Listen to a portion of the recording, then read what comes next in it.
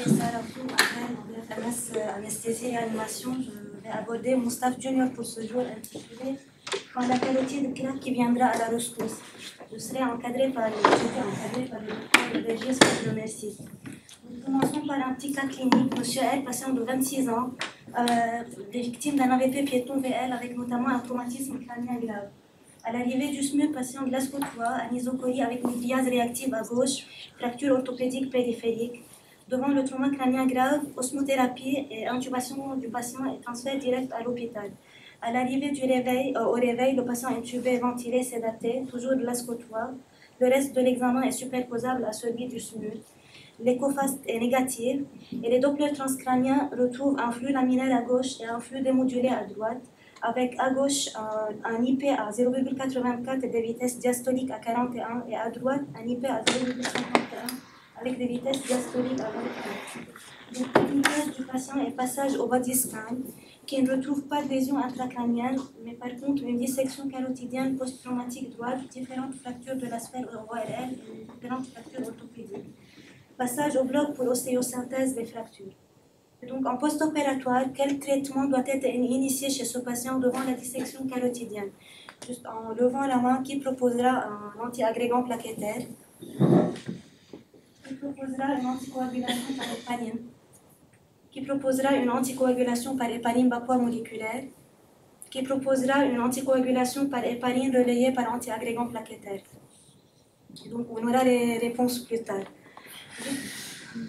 Dans l'épidémiologie, la dissection des artères cervico-encéphaliques représente environ 2% de l'ensemble des infarctus cérébraux et environ 20% des infarctus cérébraux chez les jeunes adultes avant l'âge de 45 ans, avec un taux annuel estimé à 3 sur 100 000 cas, sachant que ce taux est légèrement plus élevé, comme de nombreux cas de dissection peuvent ne pas être diagnostiqués à cause de symptômes mineurs spontanément résolutifs. L'âge moyen d'occurrence est de 45 ans, avec un sexe ratio favorisant les hommes. Et la dissection des artères crânio-encéphaliques dépend de l'artère atteinte, que ce soit la carotide interne ou l'artère vertébrale, et de lieu d'implication en intracrânien ou en extracrânien, sachant que le type le plus courant est la dissection de l'artère carotide interne en extracrânien, 2 à 3 cm au-dessus de la bifurcation carotidienne. Donc, comme facteurs de risque, ils sont multivariés avec les facteurs génétiques, les artériopathies et les facteurs environnementaux. Dans les facteurs génétiques, on peut citer les maladies génétiques telles Ehlers-Danlos-Marfan, ostéogenèse imparfaite, les maladies du tissu conjonctif comme le déficit en alpha-1 antitrypsine. Dans les artériopathies, il y a les vasculopathies transitoires, il y a les facteurs de risque vasculaire comme l'hypertension ou l'hypercholestérolémie. Et dans les facteurs environnementaux, il y a les infections récentes, surtout les infections des voies aériennes supérieures qui peuvent précipiter une dissection carotidienne. Et enfin, les traumatismes cervicaux récents, notamment les accidents de la voie publique, les coups de lapin, les activités sportives, le ski ou autres activités sportives, les gestes médicaux iatrogènes comme l'intubation trachéale, le cathétérisme jugulaire, la bronchoscopie et la chirurgie maxillofaciale. La physiopathologie de la dissection reste mal connue. Elle peut résulter du clivage de la paroi par la formation de l'hématome. Il faut savoir en effet que la structure histologique des artères intracrâniennes est différente que celle des artères extracrâniennes. En effet, en intracrânien, les artères ont beaucoup moins de fibres élastiques au niveau de la média et le tissu élastique est beaucoup plus fin. L'adventice est beaucoup plus fine et donc l'hématome se forme majoritairement et préférentiellement en sous-adventiciel il peut déformer la paroi et former un pseudo-anévrisme qui en cas de rupture intracrânienne peut causer une hémorragie sous-arachnoïdienne. Par contre, au niveau des artères extracrâniennes, la limitante élastique est plus épaisse et donc l'hématome se forme préférentiellement en sous-intimal. Il y a une classification pour les dissections, la classification de Borges, le Borges type 1 et type 2, avec dans le type 1 l'intima intact et dans le type 2 rupture de l'intima. Le type 1A, sachant que l'intima est intact, il y a une occlusion et une sténose légèrement significative de l'artère avec un flux antérograde qui est toujours présent. Dans le Borges type 1B, il y a occlusion, et l'intima est toujours intact, mais il y a occlusion complète de l'artère et donc le flux antérograde est absent. Dans le type 2A, il y a une rupture mineure de l'intima et donc le flux peut stagner au niveau de l'anévrisme formé. Par contre, dans le type 2B, il y a une rupture majeure de l'intima et formation d'un faux chénal au niveau de l'artère. Donc, une fois l'hématome de paroisse fonctionne, trois mécanismes primaires associés peuvent avoir lieu. Soit la sténose ou l'occlusion complète de l'artère, causant l'ischémie cérébrale ou rétinienne par mécanisme embolique ou hémodynamique, soit à cause de la déformation de l'artère par la formation de l'anévrisme, une compression et un étirement des structures voisines, causant des signes dysautonomiques comme le signe de Glott-Bernard-Horner ou la compression des nerfs crâniens 9, 10, 11, 12. Et enfin, comme je viens de dire, l'hémorragie sous-arachnoïdienne ou cérébrale s'il y a rupture de la paroi de l'artère dans la dissection intracrânienne. Les manifestations cliniques sont très variées et dépendent de l'artère atteinte. Si les dissections de l'artère carotide interne commencent généralement par des céphalées, suivies de signes locaux, comme je viens de dire, les signes dysautonomiques, le Glott-Bernard-Horner ou la compression des nerfs crâniens, suivis troisièmement par l'accident ischémique cérébral ou rétinien. Deux facteurs de 3 de la triade suffisent pour suggérer fortement la dissection de l'artère carotide. Par contre, la dissection de l'artère vertébrale s'accompagne plutôt de douleurs occipito-cervicales avec des signes d'atteinte de la circulation postérieure, tels la dysarthrie, l'ataxie et la diplopie. Sachant que 10% des patients atteints de dissection des artères cervicales sont symptomatiques à la phase initiale de prise en charge. Donc, dans les dissections extracrâniennes, il y a une séquence très évocatrice. Le traumatisme d'abord, suivi quelques minutes à quelques jours de cervicalgie céphalée et signes locaux, suivi quelques minutes à quelques semaines plus tard d'ischémie cérébrale. Sachant que 3/4 des patients avec des signes locaux vont présenter un accident cérébral constitué en moyenne 5 à 10 jours après le traumatisme et 80% des manifestations ischémiques sont précédées par des signes d'alerte. Le diagnostic de dissection repose essentiellement sur l'IRM ou l'angio-IRM qui permet de visualiser le flap intimal et les complications ischémiques cérébrales. En cas d'alternative rapide à l'IRM, on a l'angioscan qui est toujours disponible beaucoup plus que l'IRM et qui permet de visualiser en plus les structures osseuses adjacentes. Ensuite, on a l'échodoppler, qui est l'examen de première intention, surtout en cas d'accueil des polytraumatisés, et qui permet de détecter les anomalies du flux sanguin. Et enfin, le gold standard historique non utilisé, plutôt gardé en dernière intention, qui est l'imagerie invasive, gardée pour les cas complexes et la planification des interventions endovasculaires.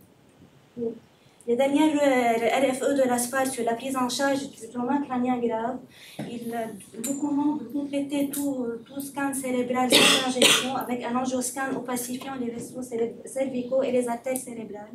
Et en cas de forte suspicion de dissection avec un angioscan normal, il recommande de réaliser un angio-IRM ou une angiographie cérébrale.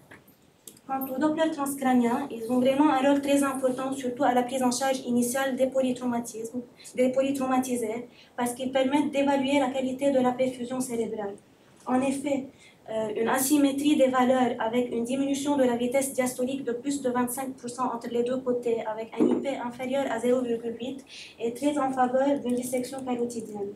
L'amortissement des flux, ou ce qu'on appelle la démodulation, témoigne d'un flux sanguin provenant de la carotide contralatérale non disséquée et passant par l'artère communicante antérieure pour rejoindre l'artère cérébrale moyenne de l'autre côté qui est disséquée. Et donc, plusieurs études ont étudié ou évalué les antiagrégants et les anticoagulants dans les dissections carotidiennes. Je vais commencer par la première étude, l'étude CADISS de 2015, Carotid Artery Dissection and Stroke Study. C'est une étude clinique internationale randomisée ouverte menée entre 2006 et 2013 au Royaume-Uni et en Australie, qui avait pour but d'évaluer les anticoagulants contre les antiagrégants plaquettaires pour la prise en charge des AVC ischémiques suite aux dissections cervicales. Et donc, sachant que le groupe mis sous antiagrégants plaquettaires était très hétérogène, avec différents traitements, options thérapeutiques utilisées, soit l'aspirine seule, soit le clopidogrel seul, soit voir l'association aspirine-clopidogrel. Et d'autre part, le groupe anticoagulant, avec 90% des patients mis sous HNF suivis d'antivitamine K ou 10% de patients seulement utilisant les antivitamines K. Donc, en critère d'inclusion, ils ont inclus tous les patients présentant des dissections carotidiennes ou vertébrales extracrâniennes diagnostiquées dans les 7 jours suivant le traumatisme. Et ils ont exclu tous les patients ayant des dissections intracrâniennes et ou une contre-indication à l'un des traitements utilisés. Comme critère de jugement principal, ils évaluaient les AVC ischémiques ipsilatérales ou les décès dans un suivi à 3 mois. Donc, comme résultat, ils ont recruté 250 patients, 126 dans le groupe antiagrégant et 125 dans le groupe anticoagulant, 50% des patients avec des dissections des artères carotides et 50% de dissection des artères vertébrales. Et comme résultat, ils ont trouvé un taux d'AVC récurrent très faible dans les deux groupes de patients, estimé à 1,6%, que ce soit dans le groupe anti-agrégant ou dans le groupe anticoagulant. Et pour l'objectif secondaire était de voir s'il y a un risque hémorragique plus élevé. Il y avait un risque légèrement plus élevé d'hémorragie cérébrale avec le groupe anticoagulant, estimé à 1%. Donc, mais tous ces résultats étaient statistiquement non significatifs. Et donc, si j'ai à conclure et à critiquer cette étude, elle a pour limitation d'avoir exclu tous les patients ayant des dissections intracrâniennes. Il y avait une faible occurrence de survenue d'infarctus cérébraux, comme je viens de dire, c'était à 1,6% dans toute l'étude, avec des options thérapeutiques non standardisées, très hétérogènes entre les groupes, et donc les résultats étaient non conclusifs. Et en plus, les auteurs mentionnent qu'au moins, ils auraient besoin de 10 000 patients contre 250 recrutés dans cette étude pour avoir des résultats statistiquement significatifs. Donc, vient l'étude ensuite TREAT-CAD, publiée en 2021, qui est une étude prospective multicentrique ouverte qui avait pour objectif principal de montrer une non-infériorité de l'aspirine par rapport aux antivitamines K. Le critère de jugement principal, par contre, dans cette étude était composite. Donc, il évaluait les AVC ischémiques cliniques à J14 et J90 chez les patients.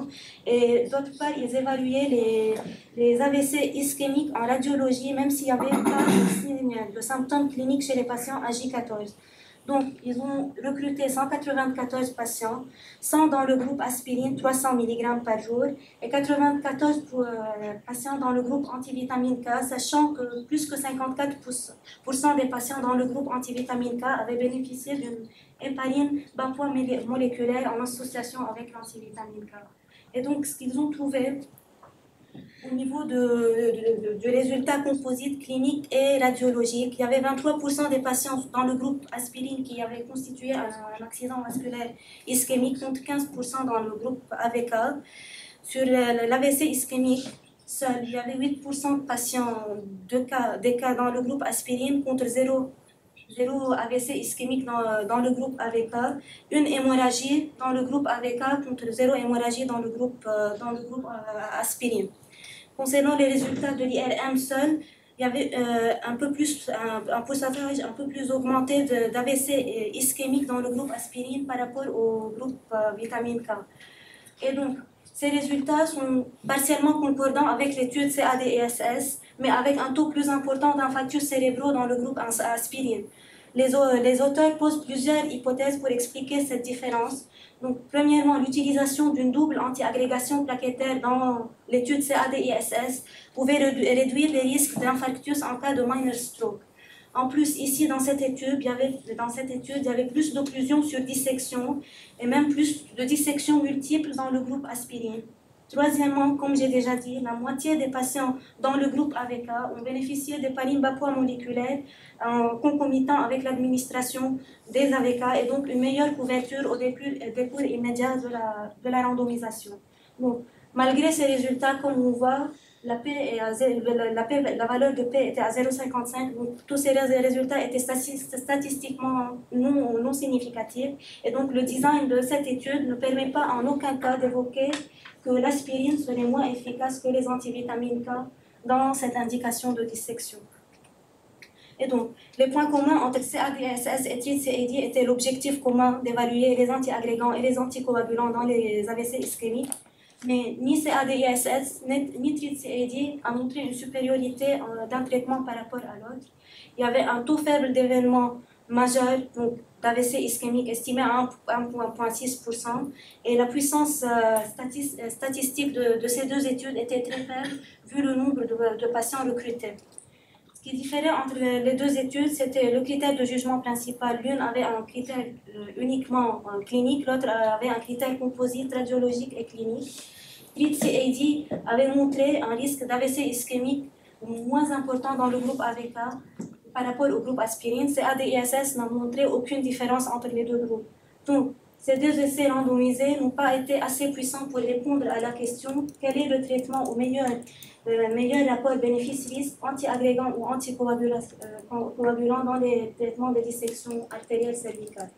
Et bien donc l'étude STOP-CAD, l'étude Stroke Prevention in Cervical Artery Dissection, publiée en 2024, étude menée par Shadia et ses collègues. Donc il a fait une étude observationnelle dans 16 pays. Et il a recruté 4000 patients dans cette étude ayant le même but, évaluer les antiagrégants et les anticoagulants dans les dissections. Et donc, des 4000 patients recrutés, il y avait à peu près 2500, donc 67% des patients qui ont été mis sous antiagrégants plaquettaires, 11% des patients sous anticoagulants et 781 patients mis sous antiagrégants et anticoagulants dans un suivi 180 jours, donc 6 mois.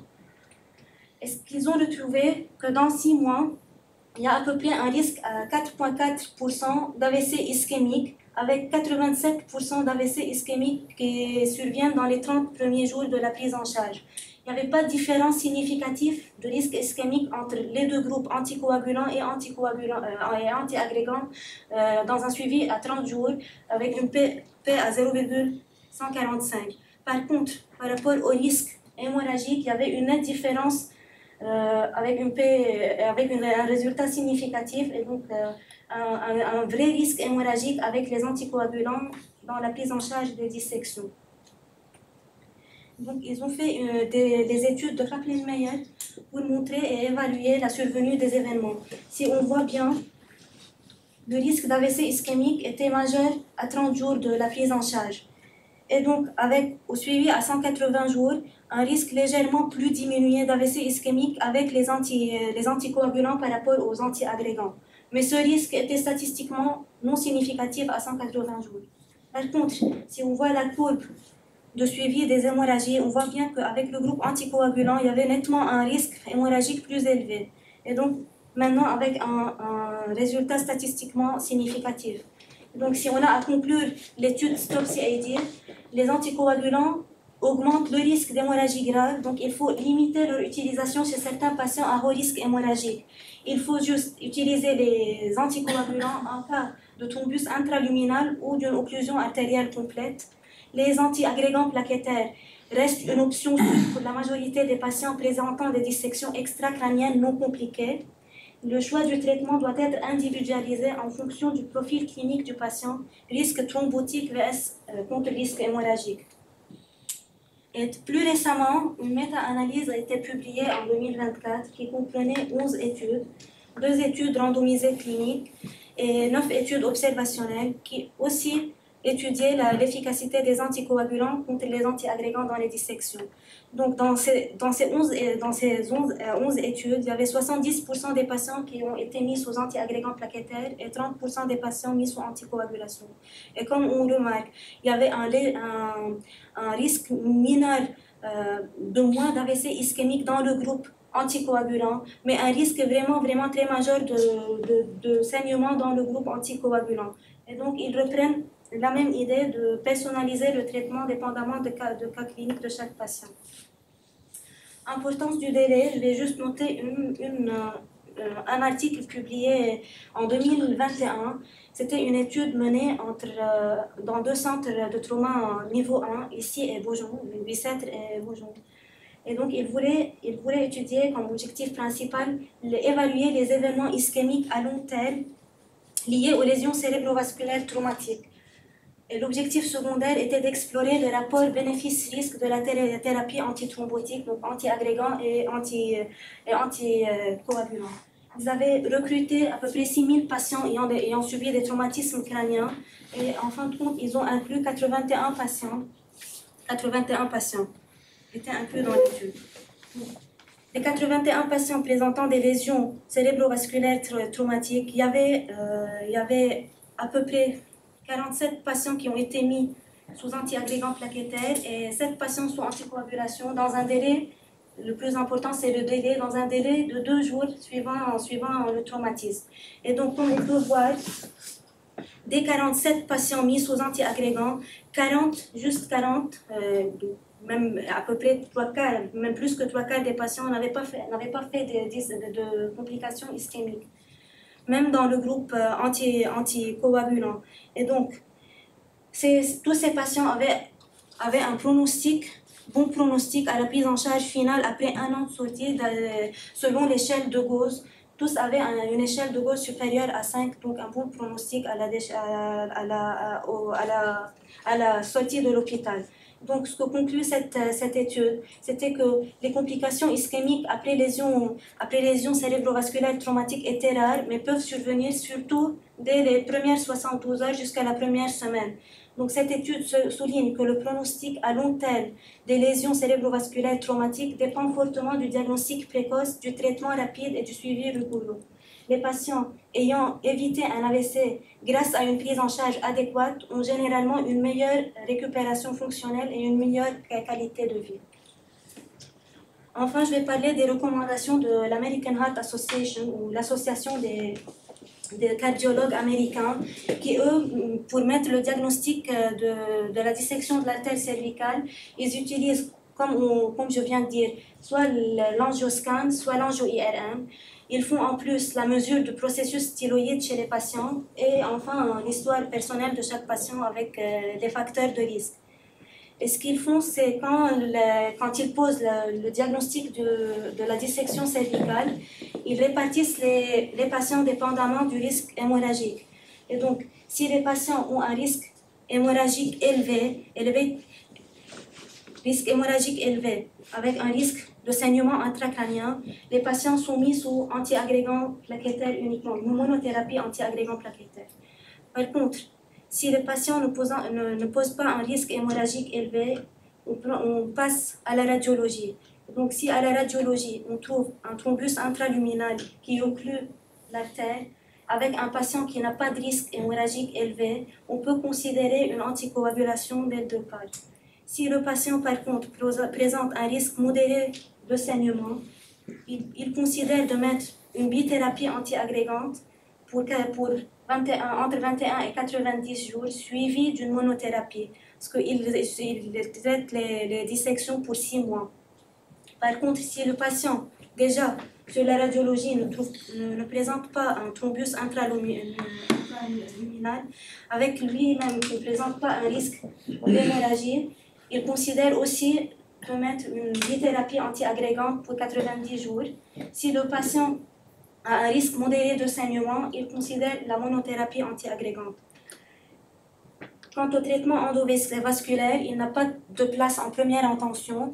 Il est utilisé juste en cas d'échec du traitement médical lorsque l'antithrombotique, que ce soit l'anticoagulant ou l'antiagrégant, ne parvient pas à prévenir les événements ischémiques ou à stabiliser la dissection. Dans le cas d'AVC aigu lié à une dissection et donc à une occlusion des gros vaisseaux, et le traitement endovasculaire peut inclure une thrombectomie mécanique pour rétablir la perfusion si indiquée. Et enfin, pour la prévention des événements thromboemboliques, s'ils sont présents et menacent de provoquer des emboles cérébrales malgré un traitement antithrombotique optimal. Donc, si j'ai à conclure, les take-home messages, les antiagrégants plaquettaires sont recommandés en cas de risque élevé d'hémorragie ou d'extension intracrânienne de la dissection, notamment en cas d'épolytraumatisé. Les anticoagulants sont moins préférés sauf en cas d'occlusion ou de thrombus intraluminal. Le choix doit être personnalisé en fonction du profil clinique et radiologique du patient et des préférences pour la simplicité ou la gestion des coûts. Et enfin, les essais cliniques supplémentaires sont nécessaires pour affirmer ces recommandations. Merci.